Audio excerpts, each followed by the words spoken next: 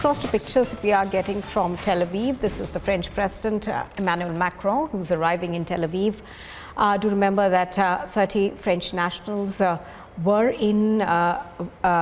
involved in the Hamas's siege, and we are given to understand that France is going to ask essentially for the safe release of the hostages. Emmanuel Macron, among the Western leaders who have touched down in Tel Aviv, to essentially display the West's support for Israel. But obviously there is concerns now that are rising over the number of casualties that have been inflicted in the Gaza Strip as well. So Western leaders also asking Israel to allow for humanitarian aid to flow into the Gaza Strip. Also very keen that casualties of civilians are minimized. Pictures on your screen are coming to you from Tel Aviv. This is the French leader Emmanuel Macron, who is going to be arriving very, very shortly. His aircraft, of course, has touched down. We're expecting the president to leave the aircraft soon. He has a series of meetings that are lined up, of course, including one with the Prime Minister Benjamin Netanyahu and the Israeli president as well. Now, his meeting also, of course, comes up in the run-up to what Israel says is going to be a ground offensive that it plans to start soon. There have been calls that have been made by Western leaders for safety of civilians. Now, even as that happens, there has been a lot of support that has come in from the West for Israel, saying that Israel has the right to defend itself. But obviously, questions remain as to whether Western governments will have a red line as far as Israel is concerned and the conflict for them. Several people have been extremely rattled by the number of casualties we've seen in the Gaza Strip. Humanitarian aid, of course, has been coming in, but it's really a trickle.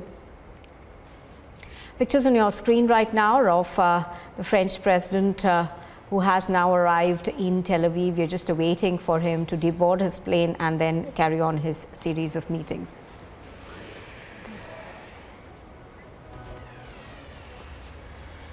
Okay, let's get in a word from Gursimran right now. He's reporting from Sderot. Now, Gursimran, another Western leader, of course, touching down in Israel.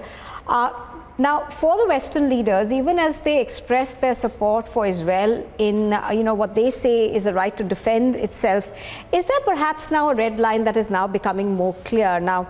And I say that because obviously there is a lot of concern now at play over the kind of casualties and the images that are coming in from Gaza.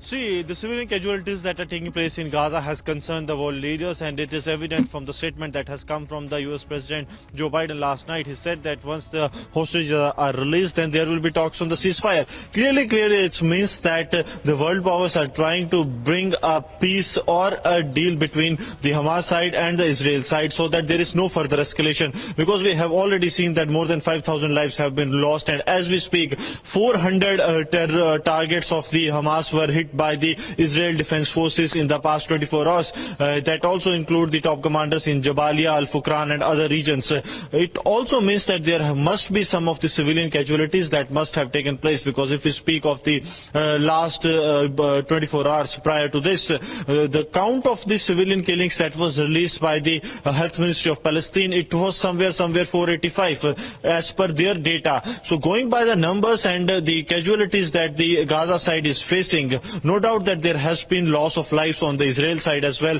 the brutal killings that the Hamas terrorists have done. But on the other side also, the loss of civilian lives is something that is concerning the world powers. And now the visit of the French President Emmanuel Macron also hints towards the same, that the Western world is trying to pacify the situation. And the statement that has come from the US President also hints towards that side, that as the hostages are being released, you can expect that there will be an end to this deadlock that is taking place for the past 18 days. And there will be some peace prevailing, because you see, the hostages seems to be the paramount importance for the world powers, be the United States, the United Kingdom, or even the other countries. So they want to get the hostages released, and then possibly some of the negotiations that are happening, the back channel negotiations, the back channel diplomacy that is happening will bear some fruits, as it is expected that there will be some peace on the borders of Israel and Hamas.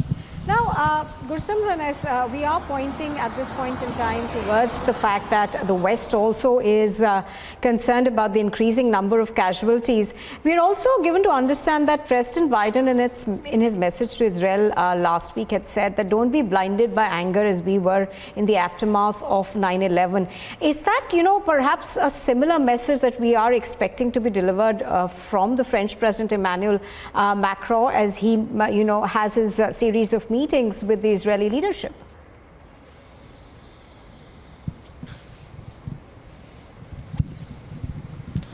See, all the world leaders that are coming to the Israel side, they have said that there needs to be no tolerance to the terrorism, but yes, the decisions and the actions need to be in the line that it doesn't hurt the humanity. Because all the world powers know one thing, that the escalation, once the escalation took place, there will be no end. There will be participation of the one side or the other, and then it will go on escalating like anything. There will be no end to this fire, because every nation, then it will add fuel to the fire, and then the situation will become out of hands.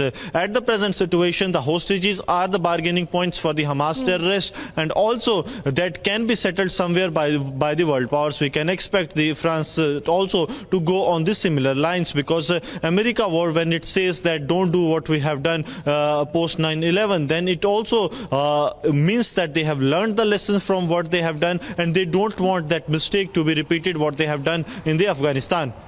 Oh, yes, absolutely. Now, 4 hostages so far, of course, have been released. There were 2 elderly women who were released this morning. The estimate of the number of hostages being, held by Hamas has now been raised upward to, I think, 222. How many of them are foreign nationals?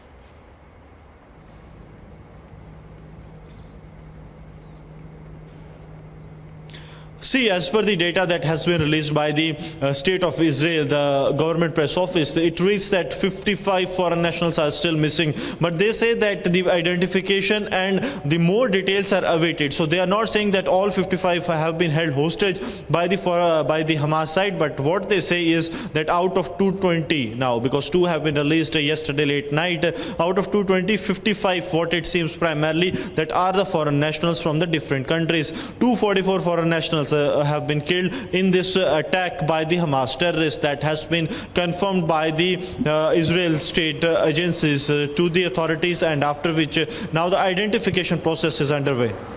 Now, even as Macron, of course, reaches Tel Aviv, the U.S. Secretary of State Antony Blinken will be in New York. He's going to be attending the United Nations Security Council, which is going to be meeting on the situation as it is in the Middle East. Now, the UN also has spoken about the fact that, Israel needs to abide by all regulations that are in place. What are we expecting at the UNSC meeting that takes place today? What are you hearing about it?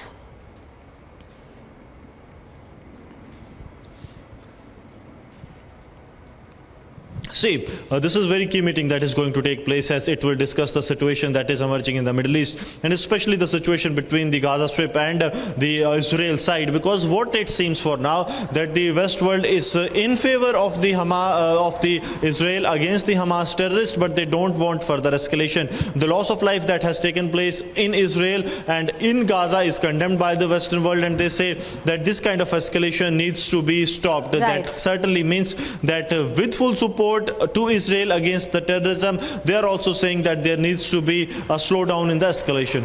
All right, do stay with us. I'm going to come back to you in just a bit, Gursimran. But here's a look at what else is making news around this war. We'll give you a quick roundup.